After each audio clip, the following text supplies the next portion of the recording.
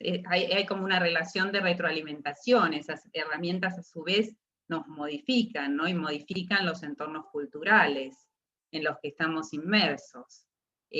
Pero si vieron en el material que hay un video de Paula Sibilia de la escuela como tecnología de época, que tiene realmente, ahí vemos que la tecnología no son solo artefactos, ¿no? Que la tecnología tenemos que tener siempre un enfoque más amplio, y que bueno, la escuela, por ejemplo, es mencionada por Sibilia como una tecnología de época que respondió a un modelo de sociedad. Así que bueno, pero no quiero extenderme, quiero recibir, porque tenemos un lujo, que es recibir a Francisco Alvarelo en nuestra materia. Francisco Alvarelo, yo brevemente voy a hacer una presentación formal de Francisco. Él pertenece a la Facultad de Comunicación, ¿sí? a la Escuela de Posgrados en Comunicación también, donde dirige el doctorado en Comunicación Social. Es licenciado en Comunicación Social por la Universidad Nacional de La Plata, es doctor en Comunicación Social por la Universidad Austral, y es docente investigador de grado y posgrado. También él es docente en otras universidades, como la Universidad Nacional de San Martín, la Universidad de El Salvador, la Universidad Abierta Interamericana. Es director del doctorado, ya se los dije. Investiga temas relacionados con educación también y tecnologías, comunicación digital interactiva, ecología de medios y narrativas transmedia. Bueno, publicó Lectura, uno de sus últimos títulos, ¿no? Lectura transmedia, leer, escribir y conversar en el ecosistema de pantallas, en el año 2019, y en el año 2020 tiene otro hijito, que es los booktubers como mediadores culturales, ¿verdad? De Ediciones Universidad de El Salvador. Así que, bueno, vamos a escuchar un poco a Francisco, y después la idea es que podamos dialogar y que podamos conversar un poco sobre los temas que nos interesan. Francisco, bienvenido. Muchas gracias, María Ángeles. Gracias por la invitación. Buenas tardes a todas y a todos los que están acá conectados a esta hora de la siesta. Veo un niño por ahí, o niña, no llego a distinguir ahí bien. Pero bueno, estamos en este ecosistema de pantallas en el hogar, ¿no? Algo que nos trajo la novedad, la pandemia, ¿no?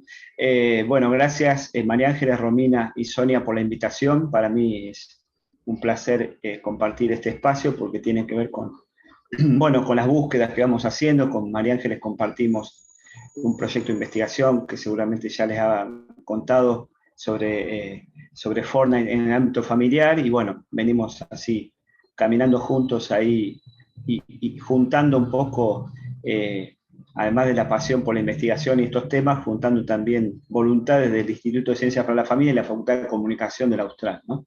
Así que para mí es una alegría estar con ustedes. Yo lo que pensé es hablar un poquito, no pensé en ninguna presentación, sino un poquito el tema que negociamos con María Ángeles, era hablar un poco de las miradas generacionales que hay sobre las tecnologías, que son importantes para pensar en la relación entre tecnología y familia, ¿no?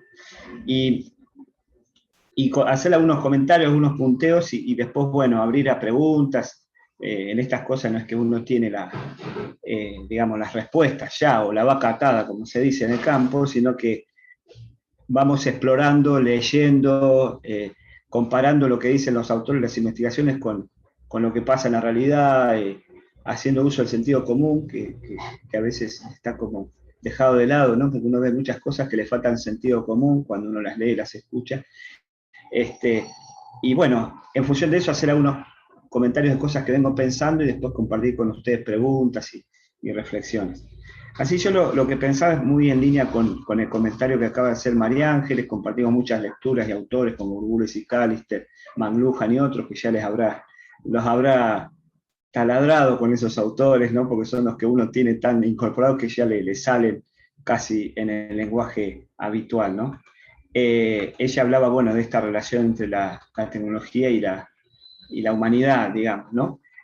Perdón, y Alvarelo también leen, ¿eh? Bueno, Alvarelo gracias, también gracias. leen la perspectiva relacional. También. Sí, bueno, de esa perspectiva me diste pie precisamente, María Ángeles, para pensar, si nosotros pensamos en la relación entre tecnología y familia, ¿no? Eh, Está como muy instalada esta mirada de la familia frente a las pantallas, ¿no? Con esta expresión, ante las pantallas o frente a las pantallas, ¿no? Que las preposiciones indican mucho de cómo pensamos, ¿no? De cómo nos paramos frente a lo que estamos analizando, las palabras que usamos, ¿no? Las palabras marcan un abordaje sobre la cuestión, ¿no? Y y pensaba, bueno, que es momento de quizás de dejar algunas palabras que tal vez obstaculizan la comprensión que podemos tener del fenómeno, un fenómeno tan complejo como este, ¿no? Más teniendo en cuenta lo que decía María Ángeles recién de cómo los seres humanos nos constituimos alrededor de las tecnologías o con las tecnologías, ¿no? Nos consustanciamos. Entonces, esta idea de estar frente a esta visión, como dicen los autores, Burbules y Callister, esta visión externalista de la tecnología, tenerla como frente, a la pantalla, como si uno estuviera frente a la pantalla y tuviera una distancia, ya no sirve, digamos, ¿no? Entonces a mí me gusta más hablar de entre o en, ¿no? Estas preposiciones, ¿no? Nos constituimos como personas entre las pantallas, entre las tecnologías, en ellas, digamos, ¿no?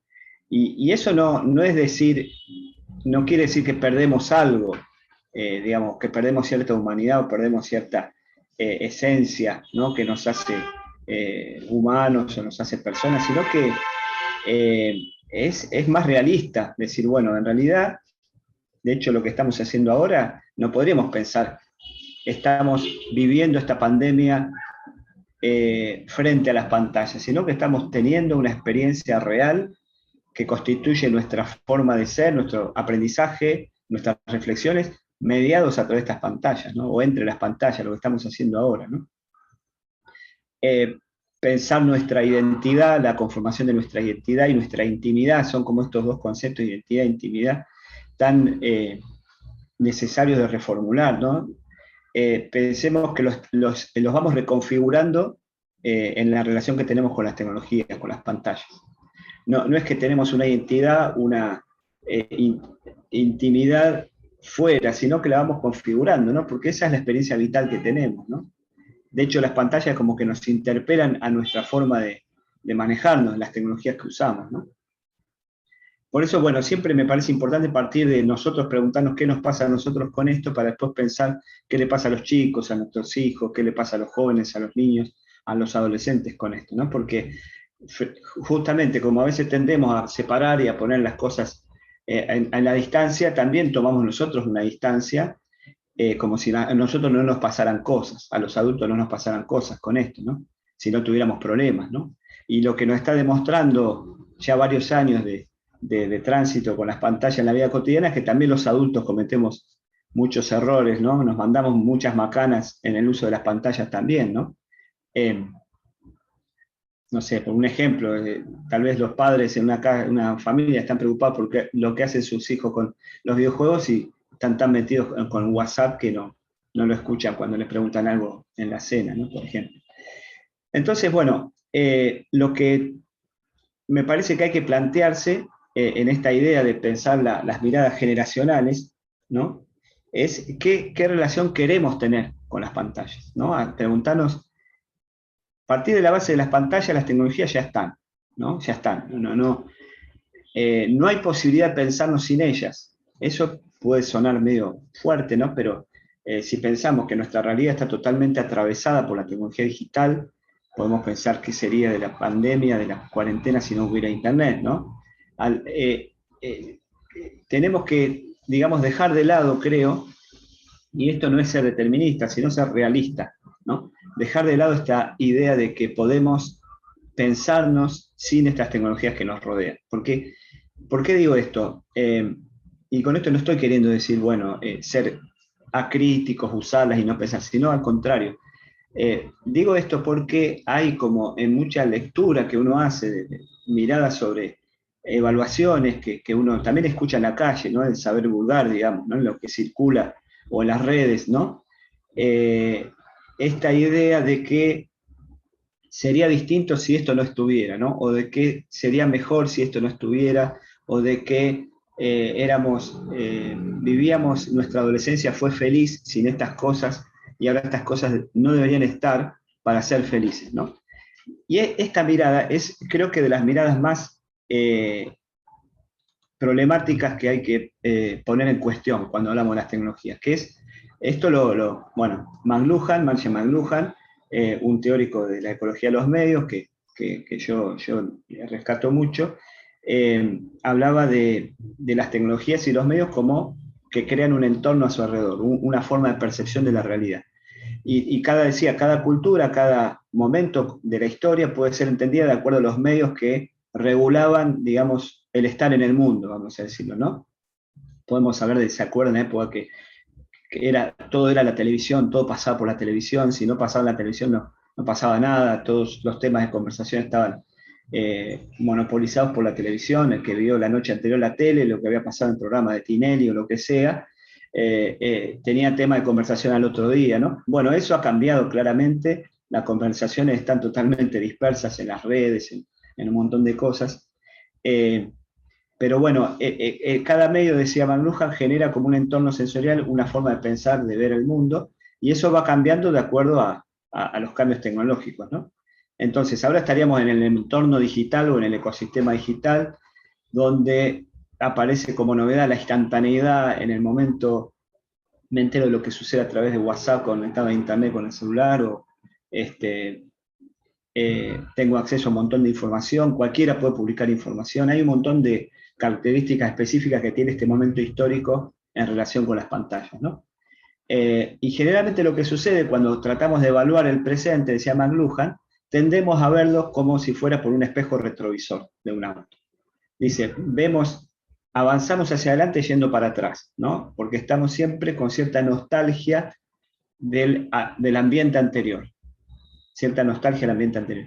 Antes leíamos más, ¿se acuerdan cuando leíamos con más tranquilidad?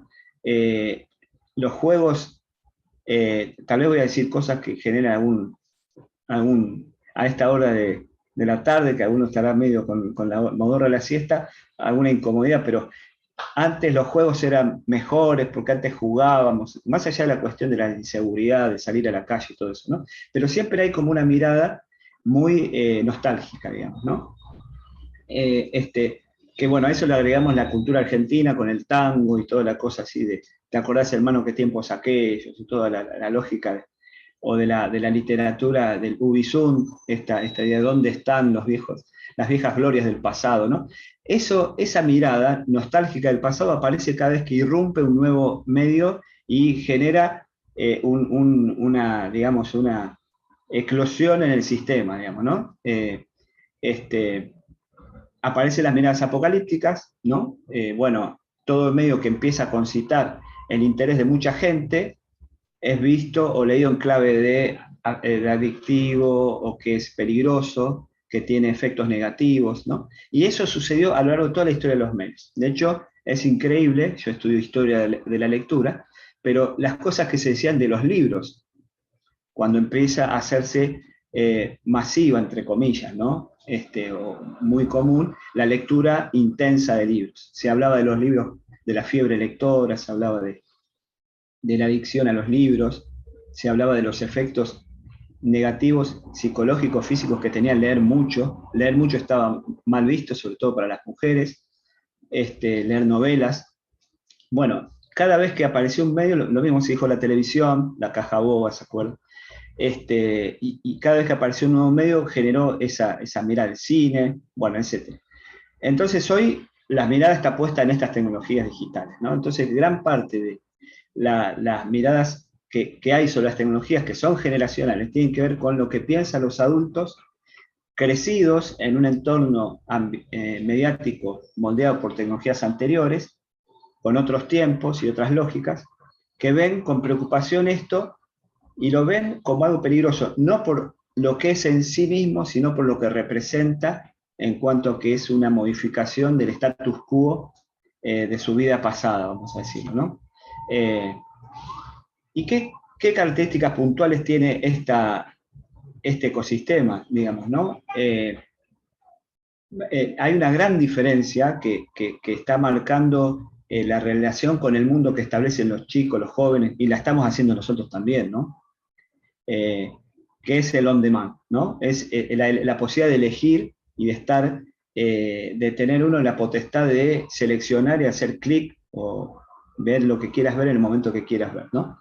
Nosotros crecimos, digo, yo tengo casi 50 años, pero crecimos en la era del, bueno, a la misma hora el mismo Vaticanal, como decían, ¿no? Había que ver el programa a tal hora, esperar, ¿no?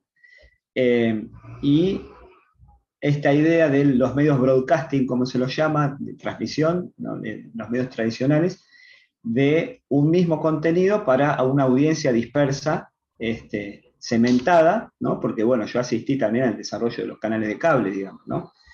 La segmentación de las audiencias que ahora está hiper segmentada con los algoritmos de software, ¿no? Donde cada uno recibe lo que cada uno, supuestamente el software, necesita, ¿no? Bueno, hablamos recién en la previa del software de TikTok, el algoritmo de TikTok que es hiper preciso en la sección esta, para ti, que me hace acordar una revista, ¿no? ¿Se acuerdan? Para ti, que tiene TikTok, donde el contenido está realmente hecho a medida del usuario, y el algoritmo cada vez se va especializando más en eso, ¿no? O sea, lo que asistimos ahora es como al perfeccionamiento de eso que arrancó con la segmentación de audiencia de los canales de cable, ¿no? Bien, nosotros crecimos, por así decirlo, la generación X creció, por poner, si vamos a hablar de generación, está todo muy discutido, los millennials, los centennials, los nativos digitales, bueno, hay muchas categorías para poner en cuestión, pero ¿puedo seguir? Bueno, estoy hablando de las generaciones, acá conviven varias generaciones, como podemos ver. Yo no tengo un bebé por ahí, pero tengo una niña de 10 años recién cumplió, que seguramente alguna anécdota voy a contar, porque justo estamos en esa edad donde van apareciendo cosas y que uno les produce alguna pregunta. Decía, bueno, en ese contexto de los medios tradicionales estaba esta idea de la exposición, ¿no? Uno era expuesto a un contenido y la publicidad te exponía a un contenido indeseado, que era, terminaba el programa, venía la pausa comercial, ¿se acuerdan? La pausa comercial, uno si la podía grabar o evadir o cambiar de canal y volvía, pero básicamente el modelo broadcasting se basa en la idea de la exposición a un mensaje.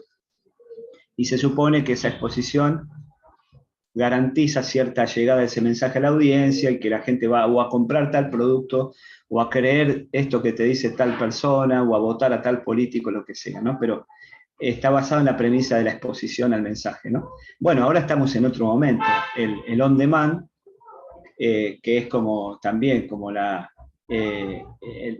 desarrollo, digamos, posterior de lo que fue en su momento el control remoto. ¿Se acuerdan que uno elegía qué ver y en qué momento?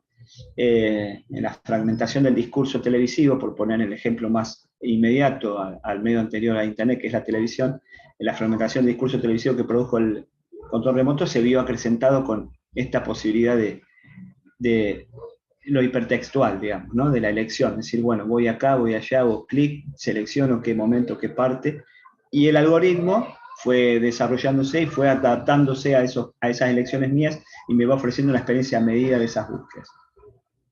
Entonces, digo, la preocupación muchas veces, la mirada generacional que tenemos los adultos sobre la relación que tienen los chicos con las tecnologías digitales, está más atravesada por esta percepción que tenemos de los medios broadcasting que por la naturaleza propia de los medios en red, o networking, como se llaman algunos, o post-broadcasting. Pero bueno, los medios en red tienen otras características distintas a los medios broadcasting tradicionales. Pero nuestra preocupación, la mirada que tenemos, como decía McLuhan, el espejo retrovisor, nuestra mirada que tenemos sobre los nuevos medios está consustanciada con los viejos medios. Entonces, ¿cuál es la mayor preocupación que sale en las investigaciones que uno hace sobre la relación tecnología y familia? Lo hemos compartido mucho con María Ángeles, la preocupación por la cantidad de horas de exposición frente a las pantallas, ¿no? Esa es la preocupación mayor. De hecho, uno, en los foros y demás, ve que la preocupación de los padres, que es real, digamos, es cuántas horas está mi hijo frente a la pantalla, que es muy similar a lo que pasaba con la televisión. O sea, los chicos estaban frente a la tele un montón de horas. La preocupación en los 90 y de muchos autores era cuántas horas pasan los chicos frente al televisor versus cuántas horas pasan frente a los docentes en la escuela, digamos, ¿no? Entonces, la preocupación era, bueno, estaban más horas mirando televisión que recibiendo contenido educativo en la escuela, ¿no? Y hoy sigue siendo la misma la preocupación, ¿no? Y lo que queda soslayado ahí, que es lo más importante, es cuáles son los contenidos a los que acceden los chicos a través de las pantallas. ¿Qué hacen los chicos a través de las pantallas? ¿Con quiénes se relacionan a través de las pantallas? ¿Sí? O sea, mientras la mirada adulta está más centrada en cuánto tiempo, por esta idea de estar frente a la pantalla, además con la idea de estar frente a la pantalla, hay se soslaya, digamos, ¿qué hace efectivamente ese tiempo frente a la pantalla? En realidad, en la pantalla, ¿no? En la pantalla, o entre las pantallas los chicos, ¿qué están haciendo?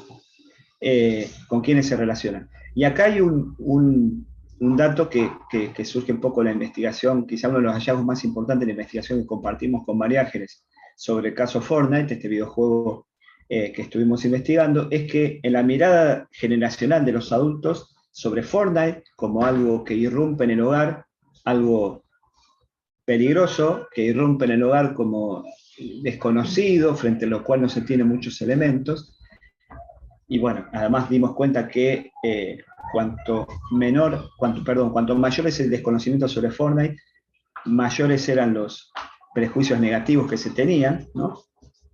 Pero, ¿cuál era el factor que pasaba más soslayado en esta evaluación que hacían los padres sobre Fortnite? Era en la dimensión social del videojuego.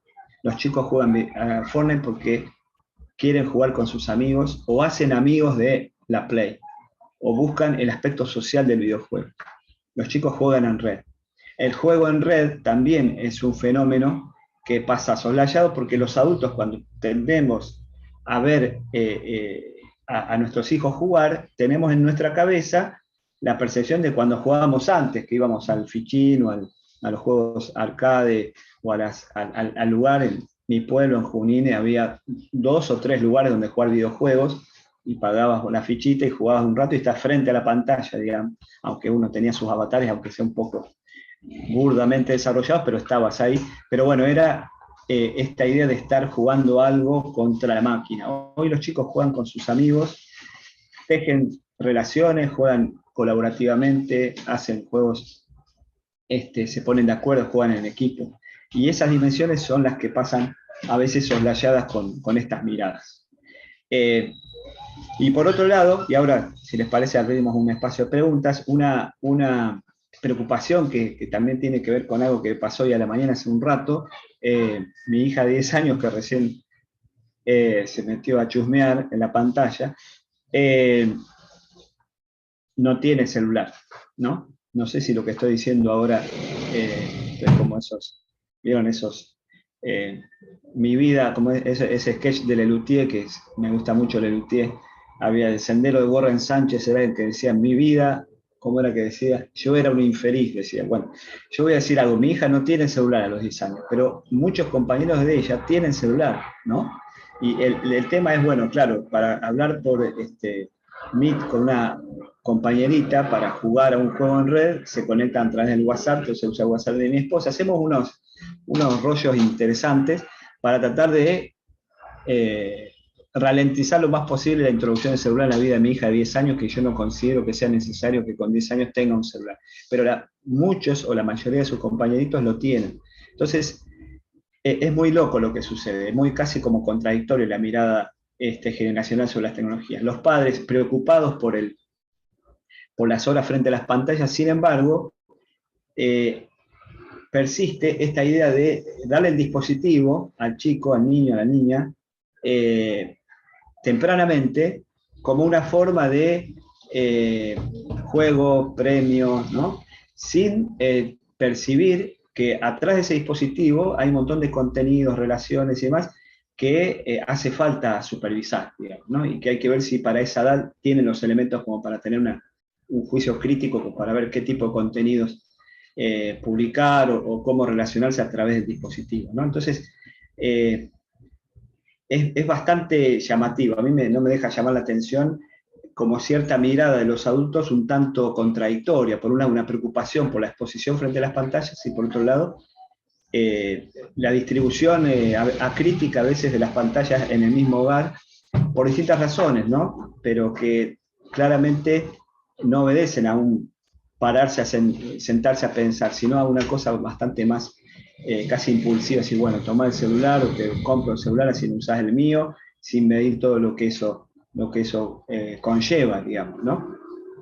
Y que implica dedicarle tiempo, ¿no? A hablar, a escuchar, a pensar qué sucede, ¿no? Uno se entera por los noticieros, porque sumado a esto hay una mirada bastante, digamos, los estudiosos lo llaman pánico moral, digamos, ¿no? O pánico mediático, ¿no? Generalmente en los medios está instalada una mirada que tiene que ver con lo noticiable, con la noticia que irrumpe, que es una noticia, digamos, catástrofe sobre la relación de la tecnología y los chicos. Entonces aparecen los casos de ciberbullying, aparecen los casos de una niña que, bueno, le pasó algo tremendo porque se encontró con alguien. Entonces no ayuda mucho a veces la difusión que tiene estas cosas en los medios porque nos ponen en un lugar más en lugar de los peligros. Entonces, para ir cerrando, lo que uno ve en estas miradas generacionales es que los adultos tienden como a comprar, digo yo, en el mercado de los discursos fáciles instalados en los medios, una explicación simple de un fenómeno complejo, que es que las tecnologías son peligrosas y hay que prohibirlas. Entonces no nos damos el espacio para dialogar sobre efectivamente cómo podemos usar críticamente esas tecnologías, porque estos chicos cuando sean un poco más grandes van a tener acceso, no vamos a poder evitarlo y vamos a perder la posibilidad de tener ese espacio de diálogo para fomentar ese uso crítico, ¿no? Entonces, salir de las miradas simplistas no es fácil porque implica ponerse en el lugar del otro, implica pensar como los chicos, comprender la lógica más reticular de red, me refiero de estos nuevos medios, y salir de los preconceptos de los medios anteriores y de las formas anteriores que teníamos de comprender el entretenimiento, el juego y la relación con las tecnologías. Así que bueno, eso era un poquito lo que quería comentar. Así que, muchas gracias. Bueno, ahora vamos a abrir un poco a la diálogo, a la conversación, pero retomando un poco esto que decías, ¿no? Que a los padres están como en una encrucijada hoy en día también, y eso lo dice mucho, lo dice a través de sus estudios, en su último libro, Sonia Livingston, ¿no? Que por un lado los padres reciben el mensaje de que tienen que preparar a sus hijos para profesiones, los tienen que formar para profesiones que hoy no existen, ¿no? Con un gran aporte y con un gran auge de los medios tecnológicos, de los medios digitales. Entonces, tienen que formarlos y favorecer que los chicos adquieran habilidades para el manejo de estos medios. Por un lado, ese mensaje está y los padres lo reciben. Por otro, estos mensajes, bueno, también de situaciones y de casos que los medios retransmiten, pueden ser verídicos, siempre son verosímiles, ¿no? Y más en la época de las fake news y de la viralización de todos los contenidos, esto circula, hay millones de personas creyendo que la Tierra es plana hoy en día. Así que realmente algo que una persona medianamente informada en el medioevo no lo creía. Sin embargo, hoy hay millones de personas creyendo y gracias a que por supuesto, un mensaje bien montado y viralizado, simple, y también como que cataliza cierta tendencia de la sociedad a apegarse a argumentos de oposición, digamos. Bueno, todo eso en esta época se da, así que imagínense los padres cómo estamos bombardeados por distintas presiones, ¿no? Estamos realmente en un lugar de tensión que no es cómodo. Vemos el peligro de los medios, que los medios son necesarios, que los hijos desarrollen habilidades digitales para el mañana, para profesiones que hoy no existen. Los medios que constantemente están transmitiendo casos y presentando muchas veces una visión tecnófoba. Y por otro, carecen de apoyos. Los padres, no hay programas de apoyo para padres en esto que es tan fundamental, ¿sí? Que es poder mediar, que es poder educar desde una mirada integral a sus hijos, y eso hoy en día incluye a las tecnologías digitales, a todas las tecnologías, pero bueno, a las digitales. Así que bueno, Sonia Livingstone siempre se queja de este tema y de esta inconsistencia de la sociedad y de las presiones a las que los padres nos vemos sometidos. Así que, bueno, te agradezco, la verdad que súper interesante, bueno, compartimos muchos espacios, así que yo sé cómo pensás y vos sabés cómo yo pienso, así que, bueno, queremos abrir un poco a los comentarios y a las preguntas que puedan surgir, puede ser por chat, puede ser verbalmente. A ver, ¿hay algo en el chat? No, hay un mensaje que pusimos nosotros. Están muy callados. No encuentro la mano, María Ángeles. Ah, no importa, pero encontraste el micrófono. Bueno, no quería interrumpir. No. Bueno, a ver, digamos que una cuestión que yo me había anotado para preguntarle a Francisco, y te comento antes de la pregunta que la materia en principio me ha conmocionado bastante, yo ya lo planteé en su momento, pero a la vez me ayudó mucho porque yo tenía una visión neutral de la tecnología, siguiéndolo a Francisco. Y en realidad no me daba cuenta de eso. Yo creo que soy consciente de que hay un ida y vuelta entre la tecnología y nosotros, pero tenía ese preconcepto de que, bueno, si uno depende de cómo uno la use y demás, va a salir bien o mal el resultado. Y sin embargo, el enfoque, la postura relacional, digamos, me abrió bastante el panorama y a la vez me preocupa mirándolo desde un rol de orientador familiar, hasta, hasta la idea que tenía con respecto a lo que iba a realizar en el futuro, lo que voy a realizar en el futuro. Porque en realidad yo lo virtual no lo tenía incorporado y evidentemente hay que incorporarlo, no se puede dejar de lado porque si no uno va a limitar su actividad profesional a tratar de levantar los fragmentos. Por ahí en algún texto de Francisco habla de una caja de Pandora que larga fragmentos por todos lados y nosotros al final en los dispositivos individuales le vamos dando forma y lo vamos personalizando. Bueno, en fin, lo que quiero preguntar es, nosotros estamos probablemente, cuando ingresemos a la actividad profesional, allá por, bueno, Dios dirá, pero si todo va bien, a fines del año que viene, principios del 23, va a haber muchos fragmentos de la pandemia, muchos fragmentos familiares. Y la pregunta mía iría orientada, una cosa que me preocupa a mí, por ahí me anoté por acá lo de cuando se hablaba de convergencia, este autor Jenkins, que dice que esa convergencia se produce en el cerebro, la duda mía es qué alcance tiene eso, ¿no? Si es solo, porque ahí cuando se plantea lo de convergencia se habla solo de entretenimiento. Y la duda mía es si es solo entretenimiento o va más allá, porque también en algún momento se habla de que tenemos una tendencia como seres humanos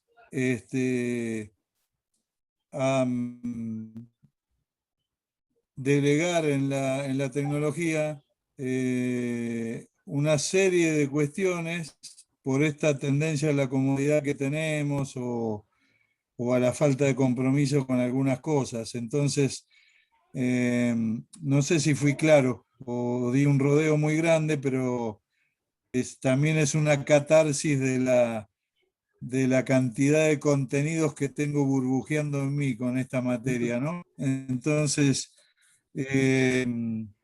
era Y esto. tienen que ¿Qué alcance decantar. tiene ese? Estos contenidos ¿Sí? tienen que decantar, Néstor, ya, y por ahí va a llevar, Sí. seguramente va a llevar un tiempo mayor al de la cursada de la materia.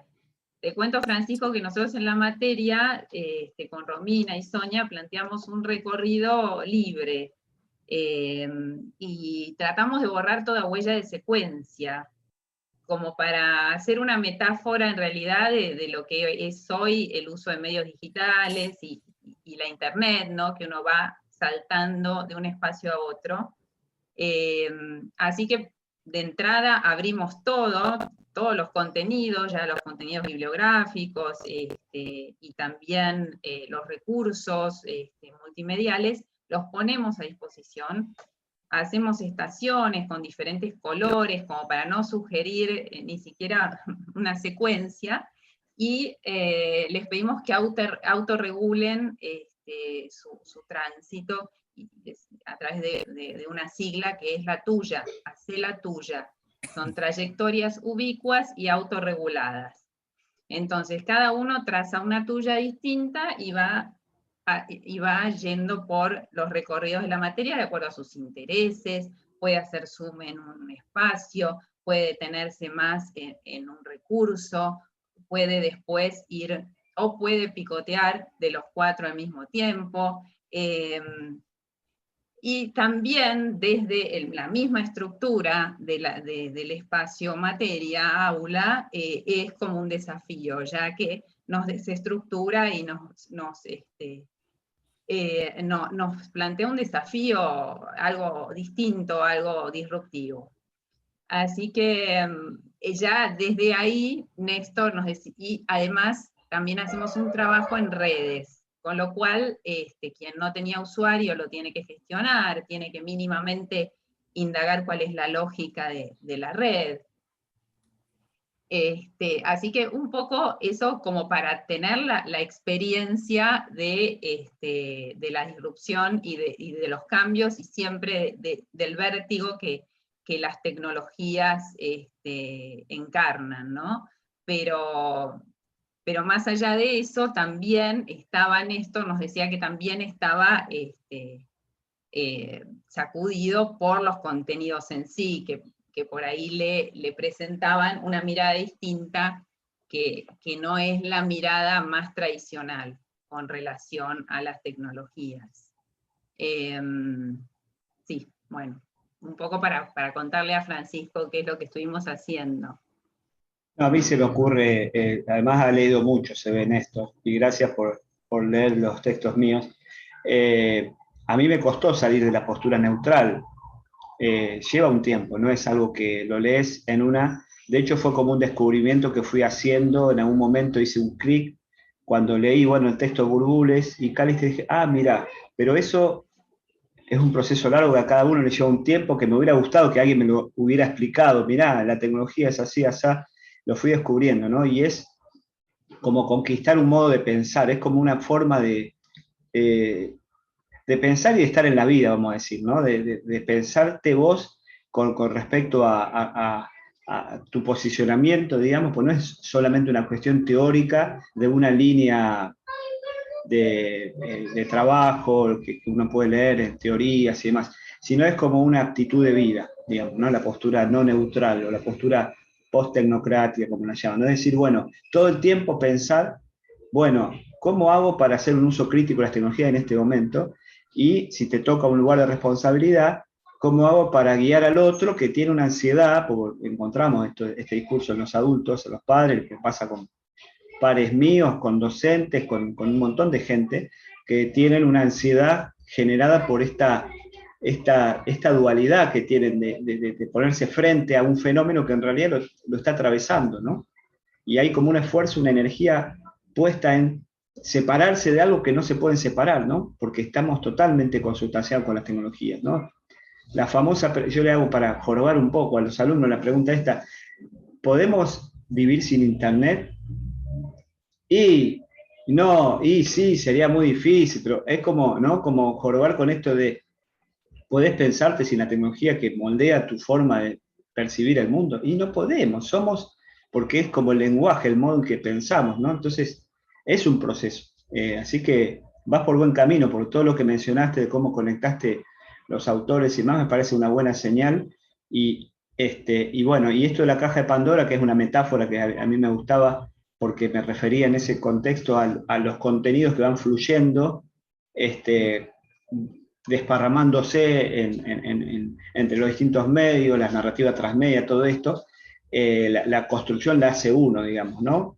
Y que creo que sí, como decís vos, creo que no es una cosa que se da solamente en la cultura del entretenimiento, sino también, bueno, en todo tipo de contenido, ¿no? En lo educativo, por ejemplo, ¿no? El tema, claro, es tener no sé si facilidad, esa ductilidad, ese talento, esa búsqueda, de decir, bueno, conectemos los puntos, ¿no? Que está todo tan disperso, conectemos y tratemos de entender algo de esto que es tan complejo, ¿no? Pero bueno, hay paciencia, hay un proceso en esto que nos puede llevar y que está bueno y que es natural y que hay que respetarlo, ¿no? Esto no es forzado, sino que uno va, ¿no? Medio como adaptándose, pasamos por un momento de conmoción, como te pasó a vos, y después se van ordenando las cosas y dices, ah, bueno, mira, y ahora voy pensando distinto, me tranquilizo, bueno, pero es natural. Bien, gracias. No, por favor. Acá Romy, se creo despertó el que hay chat. preguntas en el chat, me parece. A ver. Sí, bueno, la primera pregunta es Elizabeth, que dice que no le queda claro qué son los algoritmos, y después hay una listita que la leo, así están tranquilos que vimos sus nombres, de Lucila, Claudia, María Elena y Celina, en ese orden que ya están anotadas, y bueno, si hacemos a tiempo iremos por orden. Sí, rápidamente, yo no sé, no soy informático, pero un algoritmo es un programa informático que responde a distintas necesidades, ¿no? Que es creado por alguien, que es arbitrario como el lenguaje, no es que uno tiene esa imagen que el algoritmo es un software básicamente, ¿no? Que puede predecir, por ejemplo, no, si te gustó tal cosa, te va a gustar tal otra. Si te gustó tal película, serie en Netflix, te va a poder gustar tal otra, o tus amigos les gustó tal cosa que te puede gustar a vos, te puede interesar, o hablo de Facebook, ¿no? Lo más conocido tal vez para nosotros, te puede interesar, a tal amigo le puede interesar este grupo, unirse a ese, ¿no? Cuando el software te recomienda cosas parecidas a tu perfil, y ese perfil lo construye el algoritmo de acuerdo a tus actividades anteriores, los clics que hiciste, lo que visitaste, lo que viste, hasta dónde lo viste, lo que compraste, que eso visto así, uno dice qué bueno, porque es algo que se acomoda a mis gustos, pero en realidad atrás de eso, que también hay que saberlo para tener un sentido crítico de lo digital, está una plataforma, pues se la llama así, que es el modelo de negocio del siglo XXI, lo dicen algunos autores, desde el punto de vista económico. El negocio es monetizar la información privada de los usuarios cuando hacen elecciones como esa en las redes o en las distintas plataformas, ¿no? Entonces, cuando a vos te gusta tal cosa, lees tal otra, te compras tal otra, esa información es traducida en términos de publicidad y te venden productos a medida de acuerdo a esas acciones. Y eso son los algoritmos en funcionamiento, ¿sí? Muy someramente. Cada clic que hacemos estamos suministrando datos, y hoy los datos son valiosos. Y también, a ver, se hacen software para el análisis de estos datos que cada vez tienen que estar más afinados, y además cada vez hay una cantidad, la Big Data, hay cada vez una cantidad de datos, por eso todo lo que es minería de datos son como actividades hacia el futuro que se viene, ¿no? Todo lo que es la computación cuántica, que va a ser un salto, que dicen que ya están desarrollando en secreto algunos, ¿no? Que va a ser un salto ahí sí cualitativo con relación a todo, al internet, a los algoritmos, ya no va a haber blockchain, no, parece que es como un mundo, dentro de unas décadas vendrá. Pero el algoritmo básicamente nos conoce, creo que mejor que nosotros mismos, porque cada clic que hacemos queda registrado y de hecho nos hace propuestas que nos muestra contenido que es muy pertinente, dependiendo también de qué plataforma se trate, anda mejor o peor, pero yo siempre digo que Google es quien más me conoce, más que yo misma, me regala fotos, me hace recordar de cosas, es como mi alter ego.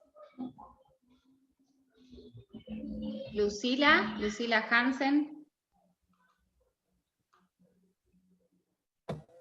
Hola, ¿qué tal? ¿Cómo andan? Hola, Lucila. No, solo quería hacer un comentario a raíz de lo que estábamos charlando, que como que el tema de los medios o las nuevas tecnologías y a lo que nos enfrentan nosotros como padres, ¿no? Estos desafíos que tenemos, creo que no es solo exclusivo de la tecnología, yo lo vivo en otros ámbitos de lo que es la paternidad, esto de poder comprender el mundo en el que viven nuestros hijos, que es completamente diferente al que vivimos nosotros, por la velocidad de los cambios que se fueron sucediendo en estos 30 últimos años, que es casi como que permanente esta actitud de tratar de comprender lo que les toca a ellos vivir, sin tener una mirada nostálgica ni peligrosa sobre el mundo, porque claramente eso no los ayuda a ellos a insertarse, pero también, bueno, dándoles herramientas o advertencias o tratando de que sean responsables. Pero digo, esto que vos planteabas de los medios o de las nuevas tecnologías, yo lo he vivido últimamente, por ejemplo, desde el auto que maneja mi hijo, que es mucho más rápido del Falcon que yo tenía de mis papás, y que cuando va a manejar el auto te da más miedo, decís, pero es el auto del padre que tiene el chico, ¿qué le voy a hacer?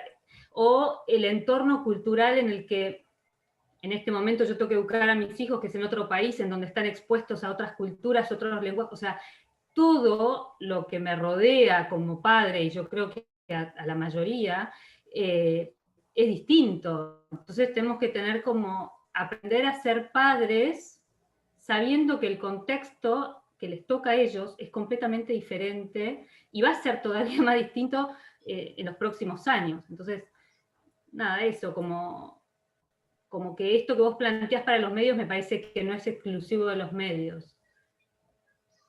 Y Francisco al principio de la charla habló del sentido común, ¿no? Me hizo acordar lo que dice Lucila, de que en definitiva el uso de la tecnología no nos aleja de eso, de seguir apelando al sentido común como en otros ámbitos, como profesionales y como padres. Claudia Salazar seguía con la mano levantada. Bueno, muy buenas tardes con todos. Sí, la materia me ha encantado, está muy interesante. Yo tenía una pregunta que la verdad va con las nuevas formas de educación. Alguna vez me plantearon que en otros países, como en Estados Unidos y demás, ya estaban trabajando con los niños a través de videojuegos, y que incluso en el deporte, o sea, trataba también de incentivar algunas prácticas deportivas a través de videojuegos. Y este pensamiento era, yo decía, sí, oye, podemos trabajar la afectividad de los jóvenes, mostrándoles diferentes panoramas a través de los videojuegos y demás cosas, por ejemplo. Pero entonces cuando comenzaba a investigar, veía todo el aspecto negativo, por ejemplo, también que tiene el que una persona esté frente a un videojuego tanto tiempo y que lo va a llevar a seguir viendo más videojuegos, a vivir en el entorno de los videojuegos y cosas así. Entonces no sabía, porque, o sea, hay videojuegos que son súper buenos y súper como que te hacen pensar y te hacen reflexionar, y hay otros sí que son súper malos y que te hacen perderte en un abismo no sé, una pérdida de tiempo, pero no sabía si usted incentivaría a que nosotros, por ejemplo, podamos trabajar alguna metodología educativa a través de los videojuegos o lo considera algo que no es tan efectivo, no es bueno para los jóvenes, por ejemplo? No soy especialista en videojuegos y educación, yo hago una aproximación más desde el punto de vista de la comunicación a los videojuegos, pero sé que hay instancias educativas donde usan videojuegos y creo que está muy bueno, yo lo apoyaría en ese sentido. En tu pregunta lo que veo es, hay una mirada, como decía antes, negativa de los videojuegos, bastante instalada en la sociedad. Creo que ha cedido un poco en los últimos años porque ha aparecido varias voces que hablan de la utilidad educativa de los videojuegos y sobre todo creo que a partir de la pandemia por la socialidad de los videojuegos, que era lo que decía yo recién cuando hablamos de Fortnite, ¿no? Pero bueno, a ver, volviendo al sentido común que recordaba Romina, o sea, me parece que todo tiene que ver con el tiempo que se le dedica a las cosas, obviamente, no va a ser bueno como tampoco es bueno que uno pase, a ver, hay cosas que no discute, ¿no? Pero que las debería discutir. Pasar todo el tiempo en un aula, frente al docente solamente, sin conocer, sin practicar, sin tener conocimiento del mundo y demás, tampoco es bueno, digamos. Lo que pasa es que uno no lo discute, pero bueno, está frente al docente. ¿Cuántas clases que hemos tenido, yo tuve en mi secundaria, eran realmente malas, ¿no? Y a mí me leían del libro, y me dictaban del libro para que escribiera mi carpeta y después en el examen repitiera eso del libro, y eso era un examen. Yo tuve profesores que eran muy malos, digamos, en secundaria, digamos. Uno, a veces en esta mirada cejada que a veces tiene de lo nuevo, es demasiado benévolo con lo viejo, diciendo, bueno, antes estaba todo bien. No estaba todo bien antes, ¿no? Ahora, el videojuego es otra naturaleza, claramente, que tiene que ver con lo inmersivo y con que uno tiene un avatar, tiene una persona ahí que es uno que está interactuando y que por lo tanto por eso es tan atractivo para los chicos. Si es por mis hijos, se la pasan todo el día jugando videojuegos. Si uno no le pone un límite, se la pasan todo el día jugando videojuegos, digamos, ¿no? Y ya sabemos que no está bien, digamos, ¿no? Ahora, sobre los tipos de videojuegos, hay el core del videojuego, el juego principal es el juego de disparos, digamos, ¿no? De una persona que dispara. Eso no quiere decir que los chicos de vuelta sean violentos por jugar a eso o se vuelvan violentos. Yo siempre pongo la comparación de cuando éramos chicos jugamos a la guerra con armas de juguete. Armas de juguete. A ver, era una rifle, o lo hacíamos con un palo, ¿no? Y hacíamos los disparos y hacerte el muerto, te maté, moriste, ¿no? Eso lo hacíamos antes cuando jugábamos presencialmente, digamos, ¿no? No hay tanta diferencia. Lo que pasa es que uno lo ve en el videojuego y lo ve tan realista eso y dice, no, este pibe se va a transformar en Rambo, por usar un personaje bastante antiguo, ¿no? Y no es así en la mayor parte de los casos, ¿no? Pero yo investigaría sobre el uso educativo de los videojuegos. Hay cosas que se están haciendo. Hay, por ejemplo, un investigador uruguayo que se llama Gonzalo Frasca, que está trabajando sobre gaming en educación. Hay sistemas educativos. Él estuvo trabajando para el Ministerio de Educación, creo que de Finlandia, no me acuerdo bien, de otro país, con un sistema educativo muy desarrollado, de esos que uno admira y que salen primero en las pruebas PISA, etcétera. Bueno, están usando los videojuegos como herramienta de enseñanza, pero eso con una planificación, conociendo la herramienta. Uno no lo haría sino más, bueno, ahora juguemos videojuegos, ¿no? Pero creo que habría que así discriminar, bueno, qué tipo de videojuegos, cuánto tiempo, y como todos los géneros que hay cosas que están buenas, que están malas, pero me parece que el juego en sí tiene una lógica que a veces no es comprendida desde su propio lenguaje, sino desde un lenguaje anterior, como decían. Sí, y videojuegos que se están diseñando especialmente para fines educativos. Claro. Digamos, habría que separar a aquellos que se diseñan para fines educativos de aquellos que se utilizan en educación. Los juegos de estrategia, por ejemplo. Claro, sí. Ambas son posibilidades en educación y hasta en deportes. Hay directores técnicos que dan charlas a sus jugadores con la Play, con el juego, ¿cómo se llama? FIFA, y y estos juegos de fútbol. eSports, claro, sí, son una categoría más ahora, que incluso otorga premios abultados en dinero. Bueno, en los torneos juveniles bonaerenses está la categoría de juegos de los eSports. Bueno, con esta situación de pandemia, a ver, es un cambio, es lo que decía un poco hace un ratito Lucila. ¿Quién se iba a imaginar que íbamos a hablar de deportes electrónicos hace 10 años? ¿Quién se iba a imaginar? Y bueno, ahora son una realidad. Y bueno, forma parte de este ecosistema que está transformándose y no nos podemos resistir a eso, habrá que entenderlo, ¿no? Pero bueno, es algo que forma parte de la realidad. Y otra autora, Begoña Gross, la española que trabaja con videojuegos y educación, especialista en eso. Muchas gracias. Sigue María Elena, anotada para una pregunta. María Elena. Hola, buenas tardes. Con María Elena y después Sí. ya vamos cerrando para ser puntuales y no entretenerlo más a Francisco, que tiene múltiples ocupaciones. No hay Bueno, problema. buenas tardes. Hola. Buenas tardes a todos. A ver cómo explicar una pregunta que va asociada también a un miedo. Por toda la bibliografía que estuve leyendo, la verdad que es muy interesante. La sensación que me genera es que el cambio y el desarrollo tecnológico en estos últimos años, como están compartiendo, ha sido tan grande y tan rápido que el discernimiento tal vez ético o moral de lo que puede estar bien o mal viene por detrás. Es como si fuera que en una carrera el desarrollo va antes que lo que está bien o lo que está mal. Y entonces es un miedo que me genera futuro, digo, el desarrollo sigue, los avances continúan. Recién María Ángeles hablaba inclusive de los medios cuánticos, no sé, algo así. A lo que voy es que cada vez aparecen más y más y más y nuevas tecnologías, y la pregunta es, ¿hay algún organismo?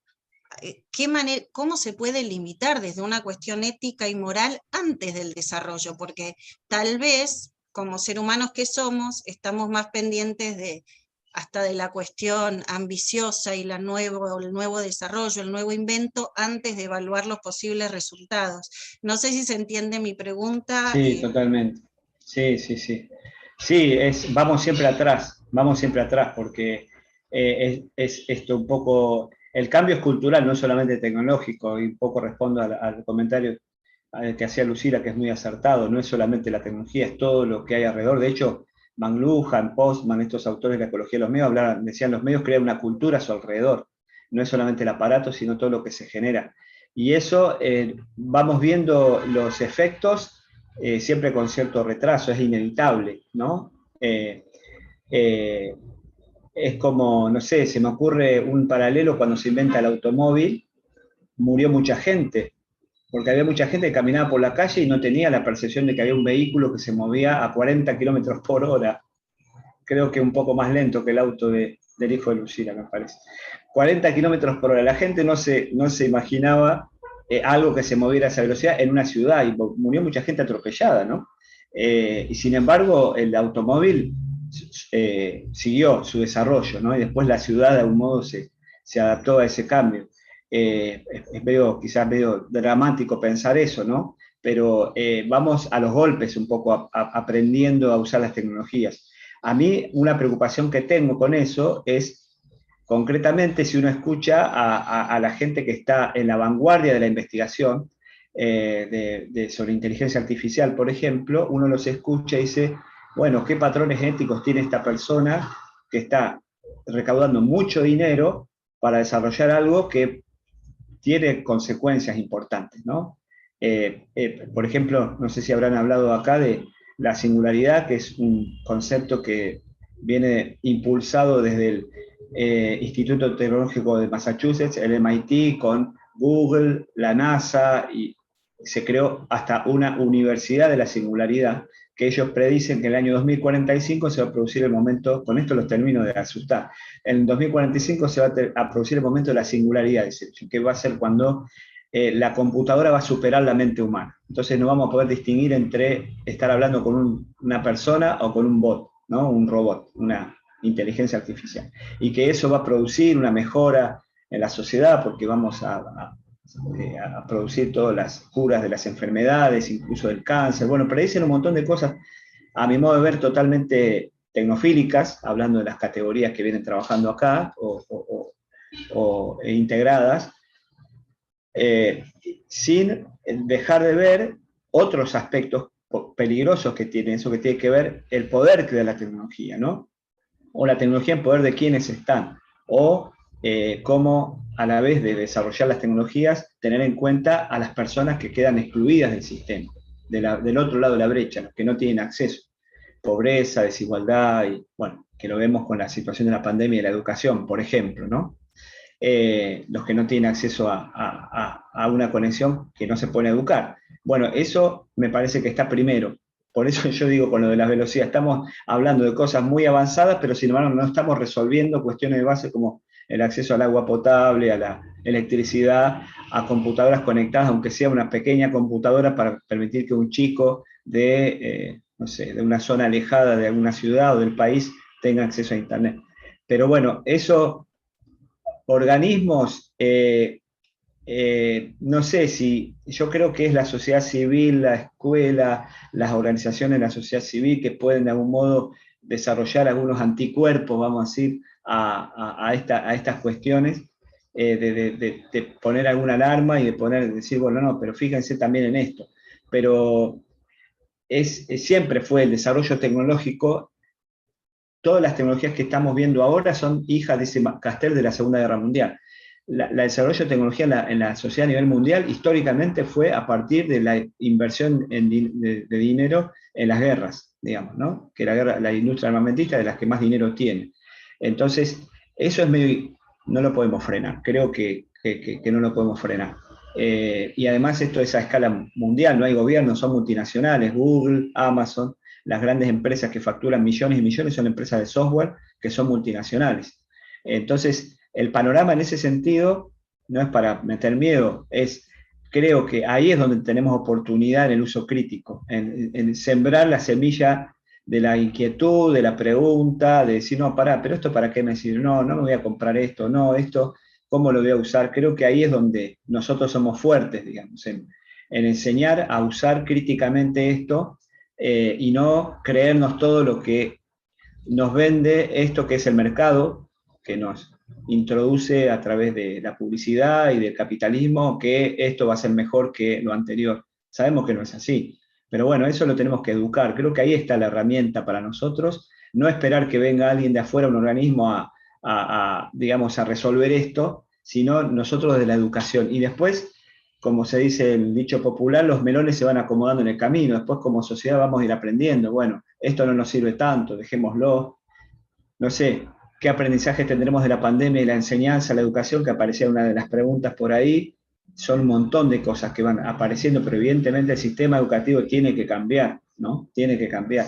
Hay cosas que no se resisten a cambiar y no han cambiado en este año, lamentablemente, y bueno, pero son cambios progresivos. Estamos atravesando una situación de crisis como nunca, de situaciones que vienen de siglos instaladas siempre del mismo modo. La forma de enseñar, la forma de entender la realidad, la cultura, ahora cambió en estos últimos años, todo el tiempo va cambiando y va cambiando una vez más, y entonces nosotros vamos con cierta inercia, ¿no? Pero bueno, paciencia, ¿no? Creo que estos espacios son buenos para pensar y generar algunas herramientas como para entender estos cambios y tratar de mejorar en lo posible, ¿no?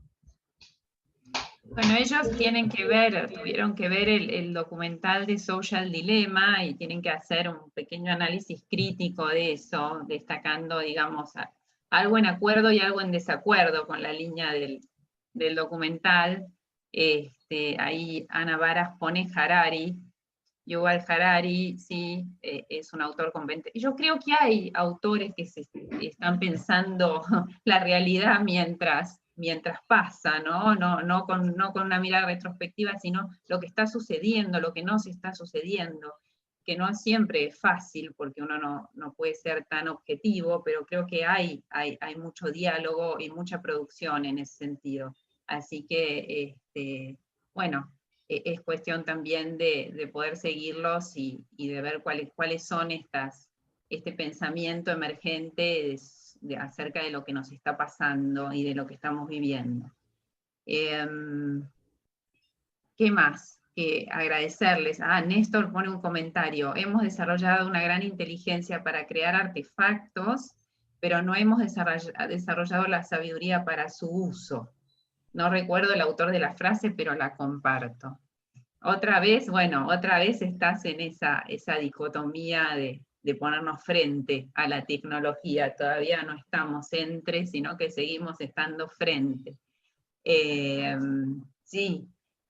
Bueno, pensemos que, el lenguaje, ya se los dije, es una tecnología, ¿sí? Entonces, si por el lenguaje pensamos, podemos no solo expresar nuestros pensamientos, el lenguaje configura nuestro pensamiento. Entonces,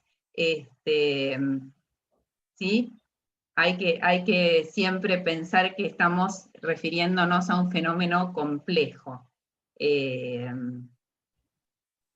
La sabiduría para el uso siempre está en el ámbito de nuestra libertad, eso queda en el ámbito de nuestra libertad. Podemos decir no lo uso, podemos, incluso en el ámbito de nuestra creatividad, podemos encontrar un uso distinto.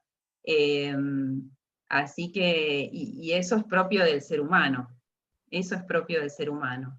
Así que les agradecemos un montón el interés, le agradecemos a Francisco, que nos haya venido a visitar en Familia y Tecnología, la verdad que es un lujo, le agradecemos de nuevo, y bueno, no sé si ustedes quieren quedarse, alguno tiene alguna consulta, a Francisco lo liberamos porque no lo queremos tener más prisionero de nuestras preguntas y nuestras dudas, y que ya nos dedicó un tiempo valioso, así que le agradecemos un montón. Y si alguno tiene alguna consulta, nos quedamos con el equipo, y si no, ya nos despedimos.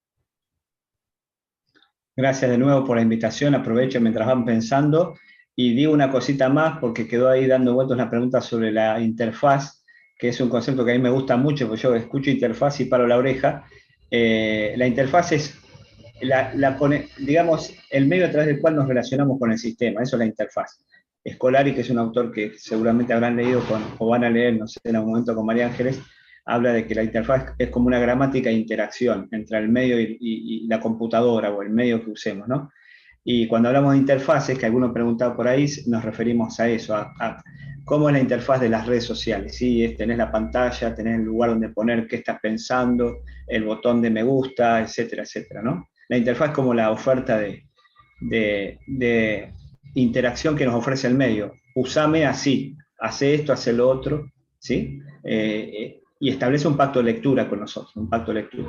Entonces, la interfaz, justamente dice Scolari, es el espacio de negociación de sentido entre el usuario y el sistema. Y ahí es donde, para cerrar con lo que acaba de decir María Ángeles, nuestro poder de negociación está en la relación con la interfaz. Es decir, bueno, la voy a usar como quiero yo, no como me dice el sistema solamente, porque puedo hacer usos desviados también. Siempre las interfaces admiten usos desviados, ¿no? Yo les cuento una anécdota que, no sé, más o menos voy a adivinar por las edades, yo tuve mi primer computadora, fue una Commodore 64, sí, dice Celina, te sonó, la Commodore 64 era como una especie de teclado grueso, que no tenía memoria, no tenía disco rígido, tenía 64K de memoria, o sea, nada, ¿no? Entonces venía con un pasacassette de este tamaño, un pasacassette de cinta analógica que se llamaba dataset. Entonces vos los programas los tenías en un cassette de música, o sea, un cassette analógico de cinta. Lo cargabas en ese dataset, reproducías el audio, que era un sonido parecido al de las primeras conexiones de internet, que era un ruido horrible de tipo de fax, un chillido espantoso, durante media hora, 40 minutos, era una tortura. Cargabas el programa, se cargaba en la computadora, que uno que hacía en ese momento, juegos, obviamente. En mi adolescencia, en secundaria, tenía mi Commodore con un televisor viejo y jugaba. Se apagaba la computadora, se desinstalaba el juego. O sea, cada vez que jugabas tenías que instalar, era toda una tortura. Yo le cuento a los chicos esto a mis hijos y no lo pueden creer. Acostumbrados a que no pueden esperar a que se cargue el juego en la Play, yo les digo 64K, la Play tiene, creo que cuántos gigas tiene, no me acuerdo, la Play 4, pero tiene un montón de gigas de memoria, o sea, la diferencia es tremenda. Bueno, se le ocurrió a un genio en aquella época una idea maravillosa que era cómo hacer para que los juegos sean accesibles. Una idea muy pirata, vamos a decir. Tenían un programa de FM sobre computación, entonces se le ocurrió a determinados horarios, fíjense, pasar por la radio programas de computación. Lo pasaban por la radio, vos te grababas en tu doble casetera, que era una tecnología que teníamos en ese entonces para grabar, grababas en tu audio, que era un programa de computación, en tu cassette virgen, TDK y otras marcas, total no existe más, creo, TDK, o sí, no sé. Te grababas el programa, ibas a tu dataset, lo instalabas y te instalabas el juego. O sea, ese es un uso desviado, que evadió todas las fronteras, las límites que te dictaminaba la tecnología y nada, y ese es el ingenio humano. Yo creo que ahí tenemos mucha posibilidad de hacer cosas, ¿no? Y de que no está todo dicho, en nuestra libertad, nuestro ingenio, nuestra creatividad, que aún en circunstancias difíciles que nos están tocando vivir, hacer de estas tecnologías un espacio de uso creativo, de generar cambios. Me parece que esa es como una forma de explicar la interfaz en clave positiva. Bueno, ahora sí. Gracias por todo. Muchas Me gracias, tentaron. Francisco. Le Bueno, damos un gracias a aplauso. ustedes. No, por favor, a ustedes también. Ánimo con lo que sigue. Vamos, Néstor, no se desanime. Nos vemos. Muchas gracias, nos vemos.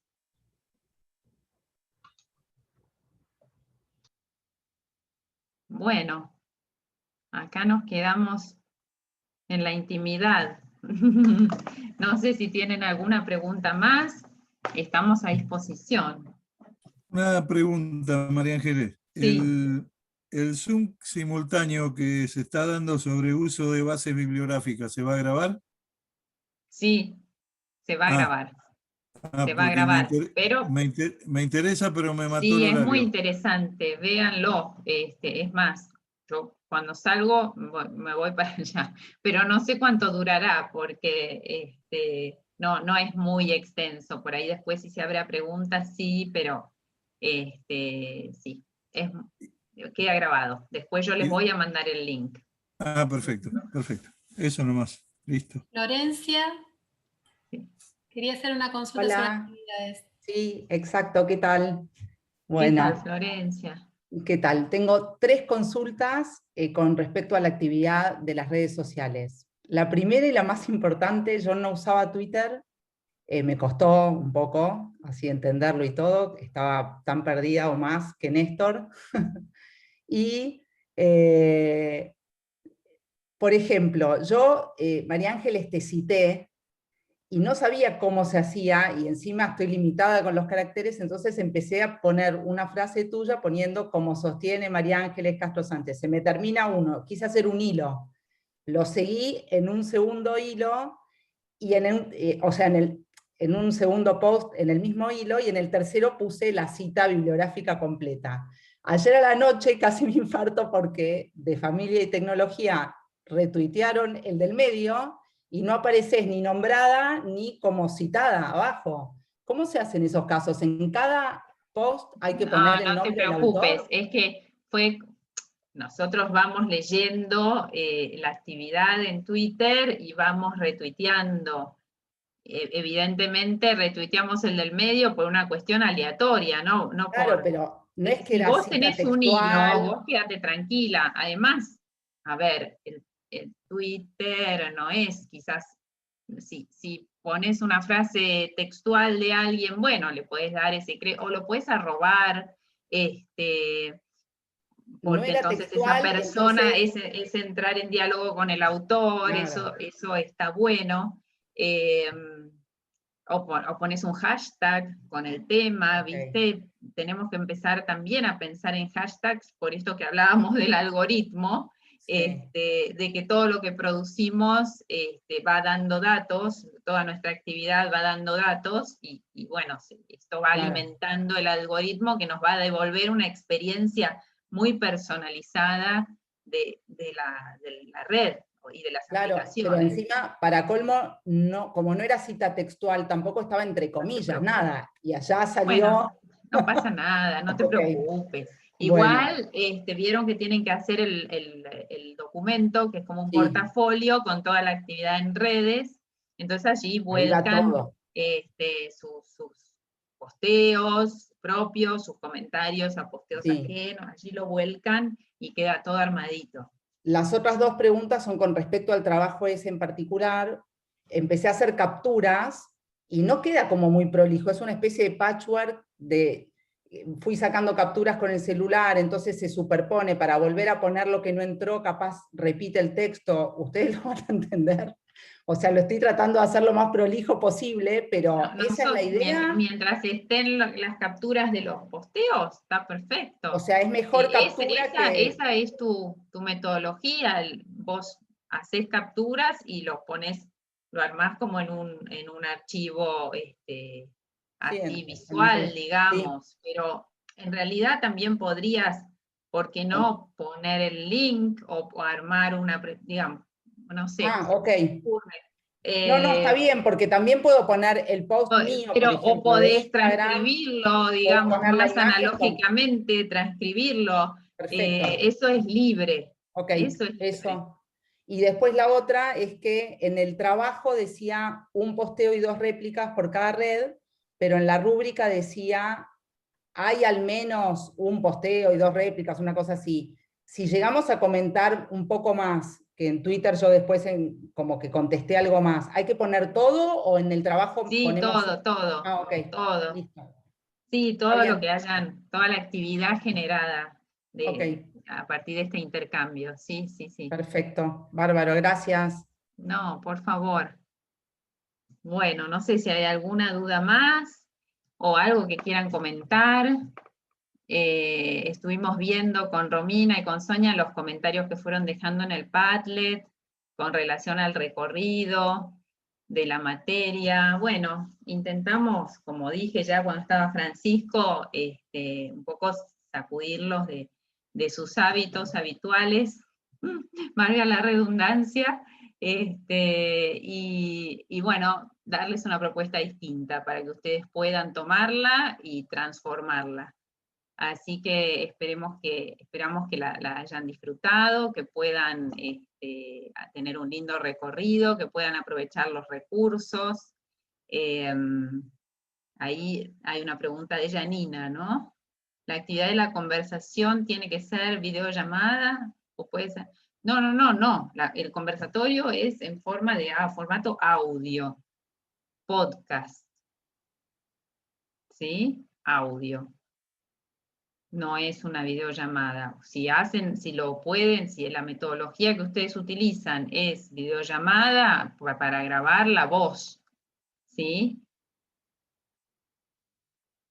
Así que, bueno, les agradecemos, estamos felices nosotras de poder estar en este espacio, de poder servir, simplemente ser un vehículo para una reflexión, para una comprensión más profunda de las tecnologías, de las dinámicas de las redes sociales, de las distintas plataformas, porque bueno, este es el mundo que no solo viven nuestros hijos y que ya ellos están formateados, como leímos a Cerré el año pasado, ellos ya están formateados, ¿sí? De otro modo, tienen otra cabeza, decía Michel Serret, tienen otra cabeza. Y es así, pero también es el mundo que nosotros vivimos, ¿sí? A veces tenemos ese prejuicio, y no, ellos son nativos digitales y lo saben todo, y no sé si lo saben tanto, ¿sí? También necesitan desarrollar determinadas habilidades, también necesitan guía para poder aprovechar más la experiencia virtual, para poder también protegerse de determinados riesgos. Necesitan siempre la guía de los padres. Esto es así, y aunque el mundo haya cambiado, eso se mantiene. Nosotros tampoco seremos los mismos, pero eso se mantiene, ese vínculo que está dado por la parentalidad y por la filiación, siempre pasa por una guía, por una orientación, por una formación, por un modelado. Así que bueno, y eso se replica, ¿sí? Eso es online y offline, eso ya lo habrán visto, y hasta el hartazgo que lo repito. Esto de y que ambas, ¿sí? Ambas dimensiones anidan en la unidad del ser, ¿sí? Online y offline. Mi epitafio va a decir eso. Ambas dimensiones anidan en la unidad del ser y lo virtual es real. Siempre digo eso, y también digo eso, lo virtual es real. Así que, bueno, un gusto verlos. Les deseamos, sí, Perdón. María Elena. Sí, Sí, María. Pregunté, sí. ¿se puede armar el podcast como si fuera una entrevista? Sí, claro. Sí, perfectamente. Gracias. Perfectamente, sí. Siempre que participen ambas del guión, digamos. Sí, perfectamente. María Ángeles y dice, se puede elegir un tema que haya gustado más, no necesariamente tiene que resumir toda la materia. No, resumir toda no, pero en la rúbrica está especificado que tiene que tomar, aunque sea un tema de cada ¿cómo es? Estación, de cada estación. Sí, y relacionarlo, ponerlo en relación, en diálogo, ¿sí? María Fernanda, ¿tenías alguna pregunta? Sí, quería preguntarte porque como yo estoy haciendo la convalidación, no conozco al curso, a nadie del curso, y yo mandé un mail antes de empezar la clase diciendo que si alguien no tiene pareja y quiere hacerlo conmigo, que estoy a disposición. Perfecto, demos tiempo porque ya seguramente alguien va a aparecer, o alguna dupla que se transforme en trío, alguien va a... Bueno, alguien va a gracias. aceptarte, María Fernanda, seguro. Y si no, bueno, vas a tener que grabar sola, pero un poco esa no era no era el objetivo era que justamente se pudiera establecer una conversación. ¿Mm? Bueno, me alegro mucho, nos alegramos mucho de verlos. Sonia, Romina, ¿quieren saludarlos?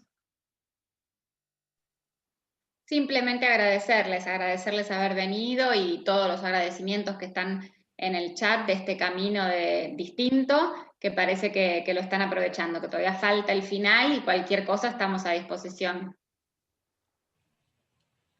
Bueno, me sumo a Gracias. Romina. Gracias por todo. Aquí estamos para acompañarlos. Bueno, chicas, somos un gran equipo, así que nos apoyamos mutuamente y bueno, y estamos muy contentas también con el rendimiento que están teniendo y el interés que están demostrando. Así que les mandamos un abrazo, virtual pero real, y bueno, estamos en comunicación. Hasta pronto. Muchas gracias, hasta pronto.